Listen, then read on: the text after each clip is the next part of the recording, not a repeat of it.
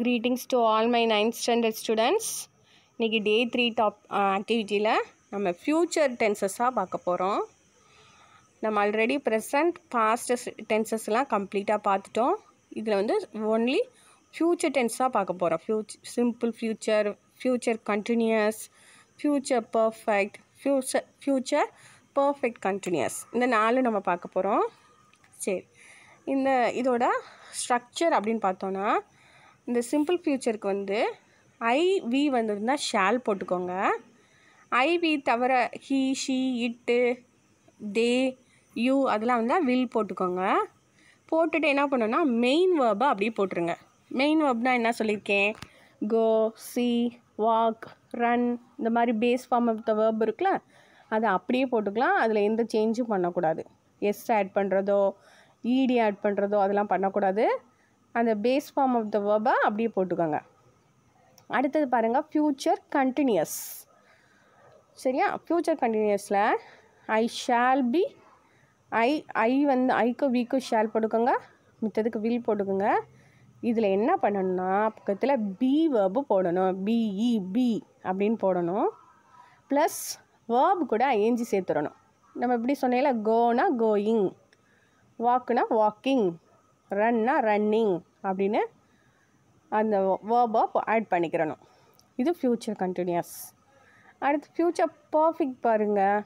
Future பர்ஃபெக்ட்டுக்கு shall or will plus have சேர்க்கணும். பர்ஃபெக்ட்னாலே ஹாவ் தான் இருக்கணும். ப்ளஸ் அதோட V3. V3னா என்ன சொல்லியிருக்கேன்? கம்ப்ளீட் அப்படின்னு கொடுத்தோம்னா கம்ப்ளீட்டட் அந்த 3வது V3ன்னு சொன்னோம்னா அதை போடணும்.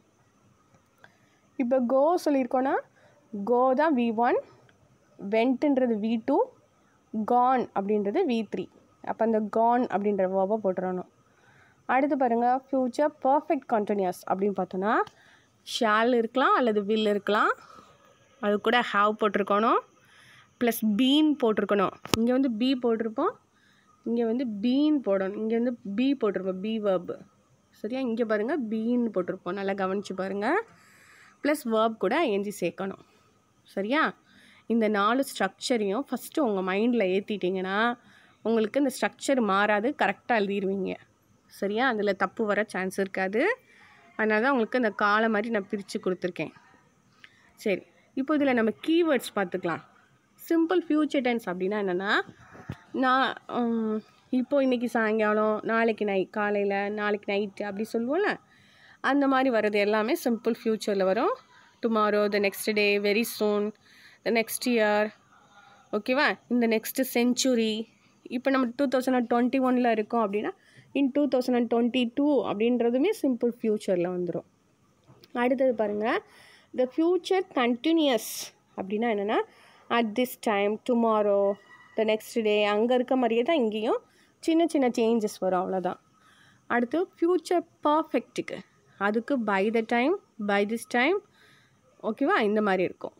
த ஃப்யூச்சர் பர்ஃபெக்ட் கண்டினியூஸ்க்கு பார்த்தீங்கன்னா by this time next week. இங்கே வெறும் பை த டைம் இருக்குல்ல, இங்கே பார்த்தீங்கன்னா இந்த ஃப்யூச்சர் பர்ஃபெக்டில் by this time next week, by this time tomorrow, by this time next year. அடுத்த வருஷம் இன்யாருனா நான் 11th முடிச்சிருப்பேன், அடுத்த வருஷம் இன்யாருனா நான் 10th முடிச்சிருப்பேன் அப்படி சொல்லுவோம்ல. இன்யாரா நான் 10th படிச்சுக்கிட்டு இருப்பேன் அப்படிலாம் சொல்லுவோம்ல, அதுதான். ஓகேவா? நாளைக்கு இந்நேரம்லாம் நாங்கள் எங்கள் ஊருக்கு போய்கிட்டு இருப்போம் அப்படின்னு சொல்கிறது தான் இந்த மாதிரி. அடுத்த வருஷம் இந்நேரம்லாம் நம்ம என்ன சம்மர் வெக்கேஷனில் இருப்போம், அந்த மாதிரி சொல்லக்கூடியது தான் அந்த future perfect tense. Future perfect continuous. சரி, இப்போது உங்களுக்கு வந்து நான் ஸ்ட்ரக்சர் கொடுத்துட்டேன், அதில் கீவேர்ட்ஸ் கொடுத்துட்டேன்.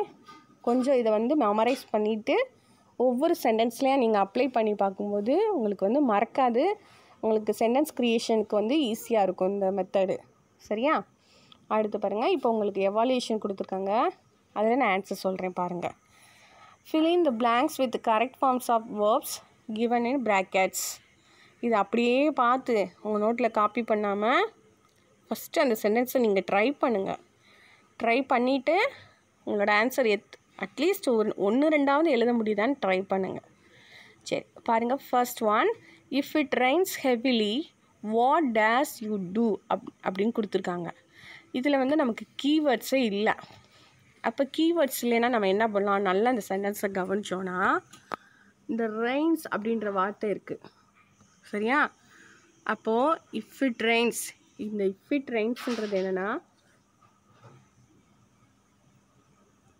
இந்த கண்டிஷ்னல் கிளாஸஸில் இது வரும். ஒரு வேளை மழை பெஞ்சா நீ என்ன செய்வ, ஒரு வேளை நீ படிக்கலைன்னா என்ன செய்வ சரியா. இந்த மாதிரிலாம் நம்ம கொஷின் கேட்போல, அப்போ அது சிம்பிள் ஃப்யூச்சர் தான். If it rains heavily what will you do, what will you do சரியா. If you run fast you will catch the bus சரியா. If you work hard you will get more marks. நீ இது செஞ்சேன்னா அது உனக்கு நடக்கும் அப்படி சொல்கிறது. அடுத்து நம்பர் 2 சென்டென்ஸ் பாருங்கள்.